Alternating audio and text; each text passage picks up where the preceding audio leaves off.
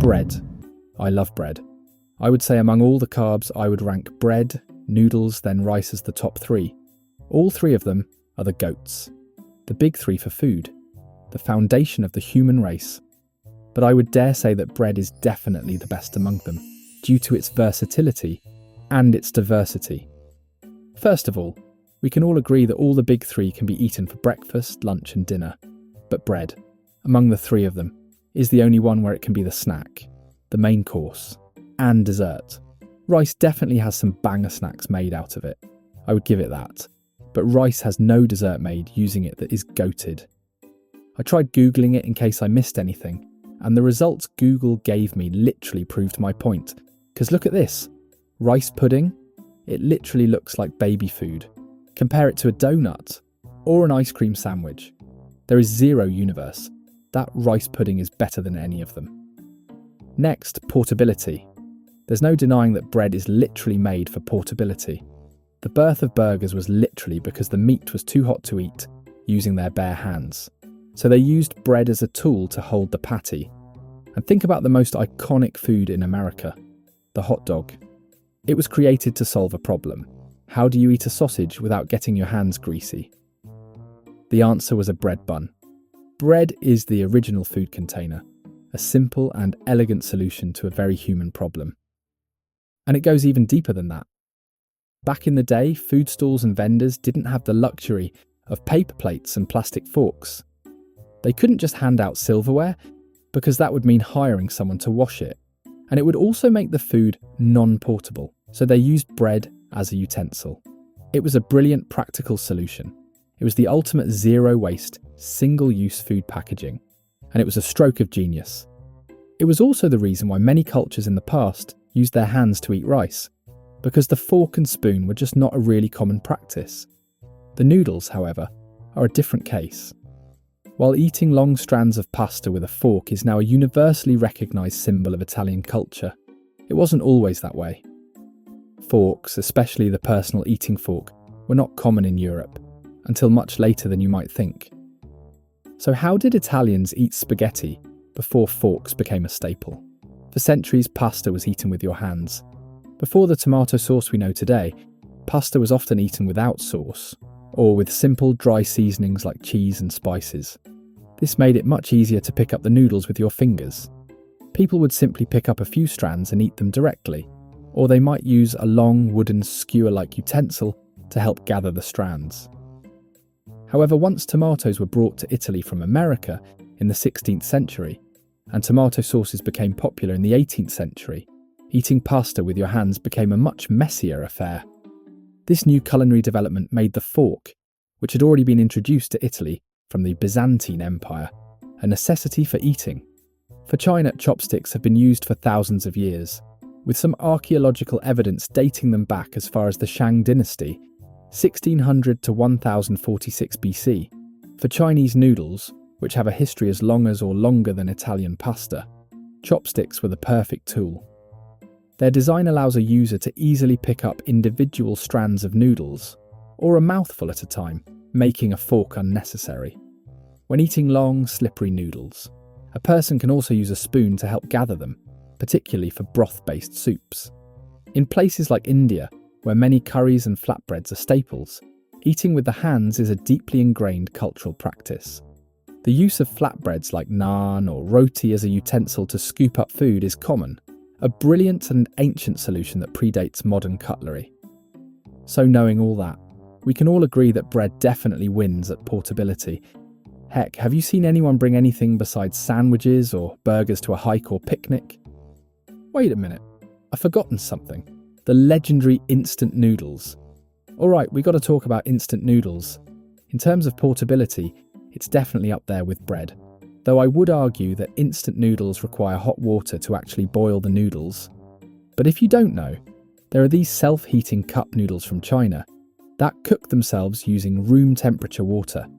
It reacts with quicklime and produces an exothermic reaction, which basically means it releases heat. The problem I have with all these self-heating cup noodles is the amount of plastic these cup noodles have for their packaging. Like, I'm not against using plastic. It's basically inseparable from our lives at this point. But if you're going on a hike or picnic and you want to use your self-heating cup noodles, that means you're opening 9 different packages. But where does all the trash go? Because it's not just 1 or 2 plastics that you'll encounter, like a typical sandwich container you find in the convenience store. You have like 9 different plastic packages, all in different sizes. It's honestly a hassle. Plus, I highly doubt all these dehydrated ingredients in the cup noodles actually taste better than preserved ingredients in the sandwiches.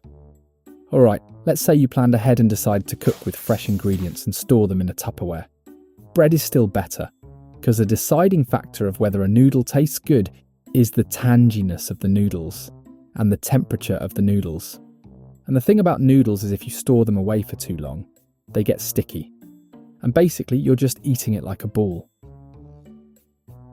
You packed a beautiful separate meal, and an hour later, the tanginess of your sauce is gone. The noodles are just one sad, gelatinous mass, and you're left with a lump of disappointment. For bread, it doesn't matter, because it was built for long travel. A sandwich is still a sandwich, whether it's been in your bag for 2 hours or 6.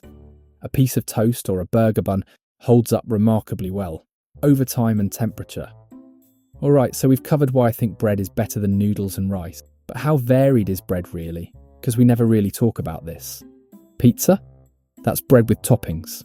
Shawarma? Wrapped in pita, which means bread. Tacos? Tortillas are literally flatbread. Donuts. Fried sweetbread dough. You want that piece? So they put the plate of donuts out here to test your guilt. If you don't touch it, you're guilty. I ate the whole plate. The whole plate. Burgers. That's just meat sandwiched between bread buns. Hot dogs? Literally a sausage cradled in bread. I missed the part where that's my problem. But it doesn't stop there. Bao from China. Fluffy steamed bread buns, sometimes filled with pork or custard. Naan from India. Charred in a tandoor, eaten with curries. Injera from Ethiopia. A spongy, sour flatbread that doubles as your plate and utensil. Bagels from New York.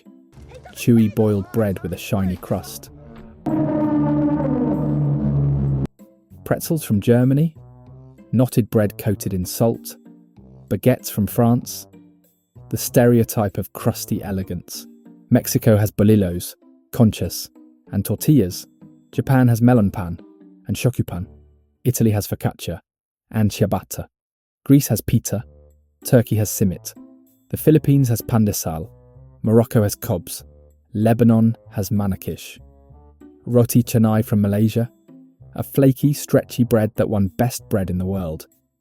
Speaking of best bread in the world, when you look up the official top 50 breads in the world lists, you don't see pizza, or tacos, or shawarma wraps, or donuts. Why? Because technically, those aren't counted as just bread. Pizza gets shoved into the dish category, because once you load bread with toppings and melt cheese all over it, people stop calling it bread. So the official bread lists only count the base itself. Roti canai, naan, injera, baguette, pan de sal, pretzels, bagels, bread in its naked standalone form. And sure, that makes sense academically, but it also feels unfair. Bread never gets credit for all the billion disguises it wears. It's everywhere. It's the foundation of so many world-famous foods. But when the rankings come out, bread gets sidelined so pizza, tacos, or burgers can pretend they're different categories. Bread's the background actor that never gets an Oscar, even though the whole movie wouldn't exist without it. And here's what really cracks me up. When people rank the best noodles in the world, they do the exact opposite. Nobody's out here saying, plain boiled ramen noodles, no broth, number 1. No, they're ranking ramen with the soup, the pork belly, the egg, the seaweed. They rank pad thai with shrimp, peanuts, lime, sauce. They rank spaghetti with marinara, bolognese, meatballs. So why the double standard? Bread doesn't get credit when it transforms into pizza or tacos, but noodles automatically get judged as the full dish. It's almost like bread gets punished for being versatile, while noodles get rewarded for needing a costume just to be interesting. And that's the wild part. Even stripped naked, bread still holds up. A good sourdough, a fresh roti, people will eat that plain and call it amazing. Meanwhile, nobody's lining up to eat a sad bowl of plain, dry spaghetti sticks. If you get your bread or sandwiches from Subway, you know that there are only 6 types of bread. Italian, wheat, honey oat, garlic, parmesan oregano, or a simple wrap. I still remember the first time I entered Subway, and seeing the word Italian as a bread type was so confusing, because when I think of Italian bread in general, I think of focaccia, an oven-baked flatbread with a similar texture to pizza dough, or pizza. When you use the word Italian as a bread type, I think of pizza. But in the end, I realised it basically means white bread. Huh? Seriously, white bread. The most common type of bread in the world. Like, why not just call it white bread? Why dress it up with the name of an entire country? Speaking of bread, does anyone know the origin of bread? Because bread isn't something you can magically discover in the wild like rice. I had to Google this, but apparently about 14,500 years ago, at a Natufian site in Jordan, archaeologists found something truly mind-blowing: the remains of what can only be described as the world's oldest bread. It was a simple, unleavened flatbread made from crushed wild wheat and barley. It was likely a bit like a dense pita or a cracker. It's so important because it predates the invention of agriculture. Think about that. Bread wasn't a product of farming, it was a driving force behind it. This simple flatbread was an absolute game changer. It was easy to make, easy to carry, and it could be stored. In a way, it was humanity's first original fast food on the go. Now, this is my favourite part of the story, and the accidental genius. For thousands of years, humans were just making flatbreads. Simple, dense survival food. Then one day something changed. And it wasn't because some master baker in a lab coat figured it out. It was pure dumb luck. See, all you need for leavened bread is flour, water and yeast. And here's the kicker. Yeast spores are everywhere. On grains, in the air, just floating around. So picture this. Some ancient human mixes up a bowl of grainy mush, and then forgets about it. Maybe they got distracted by a mammoth, or just took a really long nap. When they came back, their boring paste of flour and water had transformed, bubbly, puffed up, alive. They threw it on the fire, and instead of another rock-hard cracker, they got something soft, chewy, airy. They had stumbled into the magic of fermentation. A microscopic yeast party had happened in their bowl, and they had no clue how. All they knew was that it tasted amazing.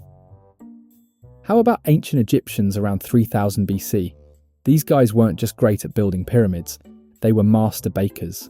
They didn't just stumble on yeast, they mastered it. They figured out how to use ovens and leavening to create consistent, predictable bread. And because they could produce it on a massive scale, bread became the backbone of their entire economy. And here's a fact that'll blow your mind. The workers who built the pyramids weren't slaves. They were paid labourers. And what was their wage? Not gold, not silver, but bread and beer. A worker's daily ration was a set amount of these two staples. It was a stable form of payment that literally fueled the creation of one of the 7 wonders of the world. Fast forward to ancient Rome. For the Romans, bread wasn't just about sustenance, it was a status symbol. You could tell a person's social class by the kind of bread they ate. The wealthy had fine, bright white bread, while the common folk ate coarser, darker loaves. The whiter the bread, the richer you were. It was a direct reflection of the social hierarchy of the time. And bakers were celebrities back then. Roman bakers were so essential to society that they had their own powerful guilds, called the Collegium Pistorum. And get this, a representative of the Bakers' Guild even had a seat in the Roman Senate. Imagine that. A baker, a politician, holding a position of power and prestige. That's how important bread was. Jumping to the Middle Ages. You've probably heard of a trencher, but did you know it was literally a piece of bread? That's right. People in medieval Europe used thick, stale slices of bread as edible plates. You'd pile your meat and vegetables on it, and the bread would soak up all the delicious juices. After the meal, the trencher was either eaten or given to the poor, which is kind of messed up and gross. Bread hasn't always carried positive weight in history, though. In the 18th century, a series of bad harvests in France caused bread prices to skyrocket. And for the average person, who spent half their income on bread, this was a disaster. The outrage over the cost and scarcity of this basic food led to a series of riots that ultimately became a key spark for the French Revolution. The legacy of bread as a symbol of life and money is still with us today. We have phrases like breadwinner, the person who earns a living to feed their family, or the simple act of putting bread on the table. And where do you think the slang term dough for money comes from? It's a direct reference to the most valuable staple in human history. Alright, my name is Kino. See you next time. What are you? An idiot sandwich. Idiot sandwich what? An idiot sandwich. Idiot sandwich what? An idiot sandwich. Idiot sandwich what? An idiot sandwich. Idiot sandwich what? An idiot sandwich.